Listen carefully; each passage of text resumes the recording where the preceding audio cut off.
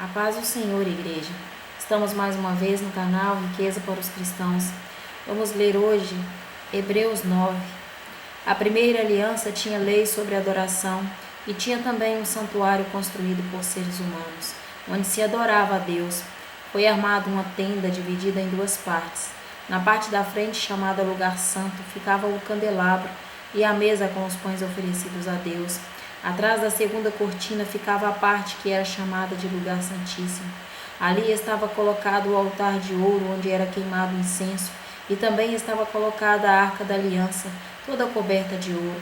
Dentro da arca estavam a vasilha de ouro com o maná, o bastão de Arão, do qual tinham saído brotos, e as duas placas de pedra com os mandamentos escritos nelas. Em cima da arca, representando a presença divina, estavam os querubins com as suas asas abertas sobre o lugar onde os pecados eram perdoados. Mas agora não é o momento de explicar os detalhes destas coisas. Depois de tudo isso ter sido preparado, os sacerdotes entram todos os dias na parte da frente da tenda, que é o lugar santo, para cumprir os seus deveres religiosos.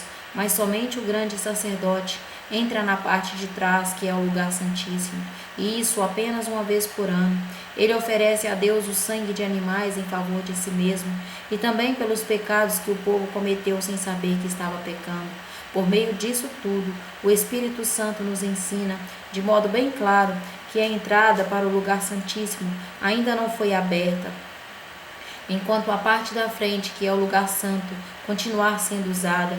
Isso é um símbolo para hoje, quer dizer que as ofertas e os sacrifícios de animais oferecidos a Deus não tornam perfeito o coração das pessoas que o adoram. Essas ofertas e sacrifícios têm a ver somente com comida, com bebidas e com várias cerimônias de purificação. São regras externas que têm valor somente até que Deus renove todas as coisas. Mas Cristo veio como grande sacerdote das coisas boas que já estão aqui. A tenda em que ele serve é melhor e mais perfeita e não foi construída por seres humanos, isto é, não é deste mundo.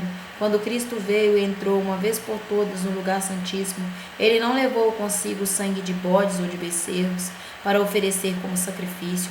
Pelo contrário, ele ofereceu o seu próprio sangue e conseguiu para nós a salvação eterna. O sangue de bodes e de touros e as cinzas da bezerra queimada são espalhados sobre as pessoas impuras e elas ficam purificadas por fora.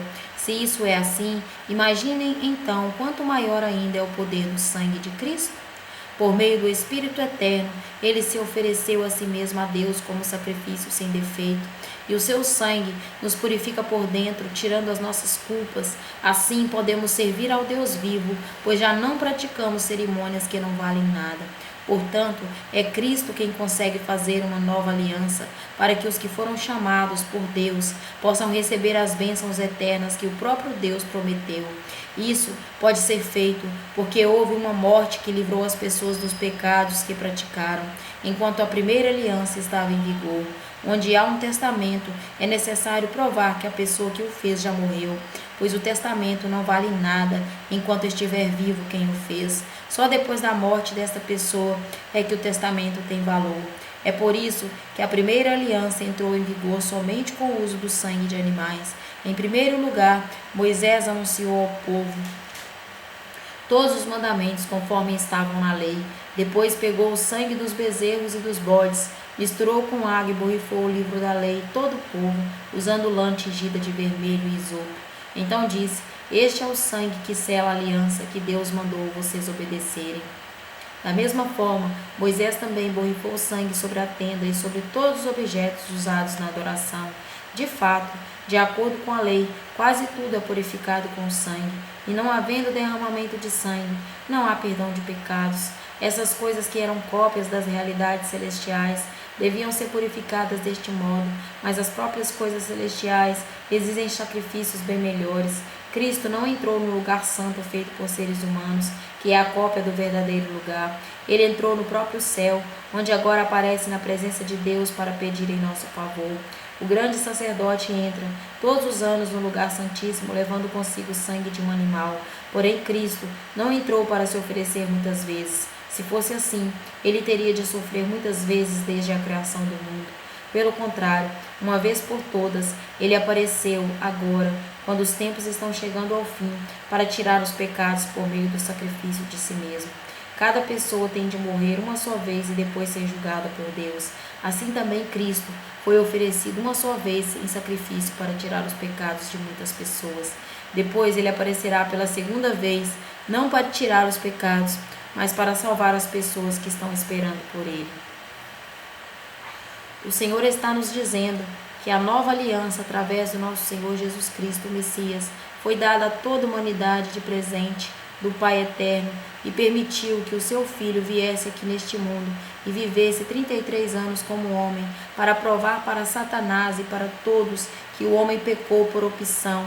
E mais, este Filho que veio dar o exemplo que o ser humano que Deus criou é capaz de viver nesta terra sem pecar, pois o teu Filho viveu aqui como um homem sem pecar e morreu na cruz em remissão dos pecados de toda a humanidade que tinham vivido até então, e os que já haviam morrido e seguiam os preceitos do Deus Pai, fazendo tudo o que precisa ser feito.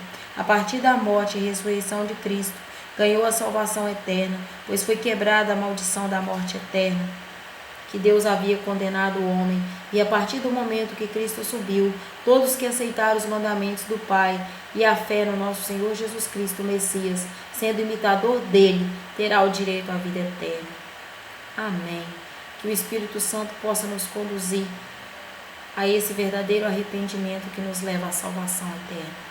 Tenham todos um bom dia e que a paz do Senhor esteja conosco. Amém.